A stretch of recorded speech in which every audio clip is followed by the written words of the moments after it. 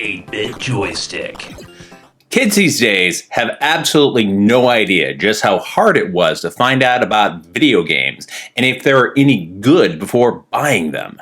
Hey everybody, an old man's talking. It can be a little hard to imagine, but as a video game fan, in the 90s, you had to rely on the limited amount of information that was printed in magazines alone to find out about import games. So there was one particular retailer that sold imported games that had a monthly special, which was advertising Sonic the Hedgehog for the Mega Drive and Blue Blink for the PC Engine. And for Blue Blink, they made the bold claim that it was like Mario 3. Like Mario 3? The game that single-handedly redefined action platforming games and the entire concept of games? That's a freaking bold statement. Even so much that here we are decades later and the sheer audacity to say such a thing is hard to forget and pass up. And there were no screenshots in the ad, no reviews, just a description. Just the bold claim and nothing to back it up. Black text on white paper, and that was it. However, NEC and later Turbo Technologies completely botched the release of the PC Engine in America as a TurboGrafx 16, and they left some damn good games in Japan and squandered their meager resources to localize some less than impressive games alongside some domestically produced titles that clearly did not pass muster and failed to impress American gamers. So it is entirely possible to have a game as fine as Super Mario Bros. 3 and leave it in Japan. This is a bold claim, but it's also a believable claim. So I have a PC Engine right here, and I also have a Super HD System 3 Pro, which gives me the ability to play any game released for it off an SD card. Luckily, we even have a fan translation and can play it in English. So I'm going to play Blue Blink and see if it's like Mario 3 and if it's any good. This is a game based on an anime property called Blue Blink or Aoi Blink. The story in the anime kicks off when a young shonen protagonist named Kakeru rescues a mystical blue pony, that's Blink, during a thunderstorm. And as a thank you, Blink promises to show up and help Kakeru whenever the kid calls his name 3 times. In the game, the titular Blue Blink is this magical blue donkey that you ride when you fight a boss, and when you're about to expire, he gallops in to deliver the extra life.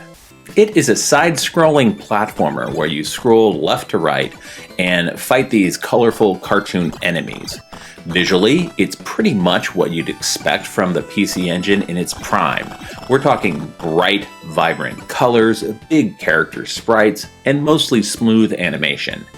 It's definitely got the cheery, appealing look, and there are a ton of hidden things. One thing that's interesting is that each level has different exit points, letting you pop out at different spots on the overworld map, but more on that later. Now, in Mario 3, you're always Mario or Luigi.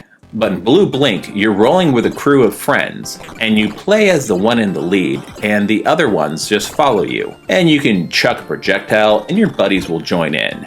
And you can swap which character is the lead by hitting select. And this isn't just for looks, it's a key to getting through the game, because each character has different skills. When you start a new level, you'll have the companions best suited for that stage's challenges. There's a green guy with average stats, that's the main character, Kakeru, a princess who can jump super high but can't attack, a dude that throws arching balls, and another one that has 2 shots and one with boomerang shots. In Mario 3, the hidden things are optional, but in Blue Blink you need to find a red key in order to progress. There are people in houses on the map that usually have a line of dialogue that will tell you about where the location of the hidden key is. Now there are people in houses in Super Mario 3, but they're optional. Each world is represented by an overhead overworld map, which definitely drew those Super Mario 3 comparisons back in the day. One thing that's particularly cool is that each level has different exit points, and when we find an exit, it actually goes to different places on the map. This is more like Super Mario World, to be honest. Progression means completing stages and finding that hidden master key to unlock the final boss area on the map. So I noticed a really tough difficulty spike on the third world, but after you defeat the second boss, I got into the third stage but was not able to clear it. So there are options to continue from the main screen, so you don't have to know any codes or anything to continue. Blue Blink the game is based on an anime made by Osamu Tezuka. Yeah, the Osamu Tezuka, the god of manga, the guy who basically founded the entire anime industry as we know it. And Blue Blink, or Aoi Blink as it's known in Japan, holds a pretty unique spot in his work because it was the final anime that he conceived before he passed away during its production. The game itself came out right when the anime was airing.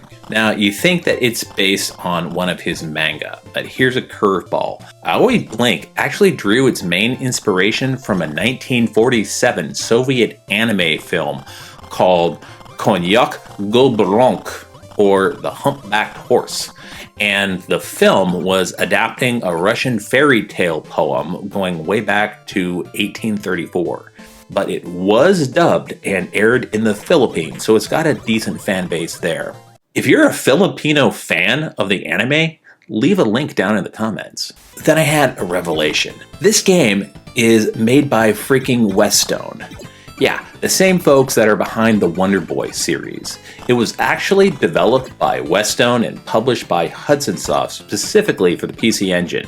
And so knowing Westone made it, a lot of things started to click. They made Wonder Boy in Monsterland and Wonder Boy 3: The Dragon's Trap, both famous for their exploration and heavy platforming, hidden items and backtracking to unlock new areas.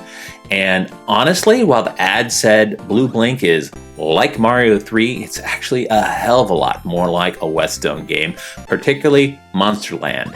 And the character switching and key hunting and map structure, it feels so much more like Wonder Boy DNA than a straight up Mario clone. The graphics sound had that recognizable artistic fingerprint of Westone while showing off the PC Engine's knack for colorful graphics and good audio. It also reminds me a little bit like Kadash by Taito. The game is pretty accessible, and the Japanese text is nice and legible, and thankfully now we have Google Translate in an excellent fan translation. Back when this was an import-only title,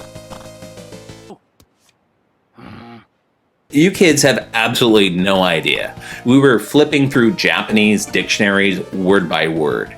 Being a retro game fan, especially for Japanese games, was fun, but definitely not as easy as it is today. Okay, I'll stop sounding like a crotchety old man.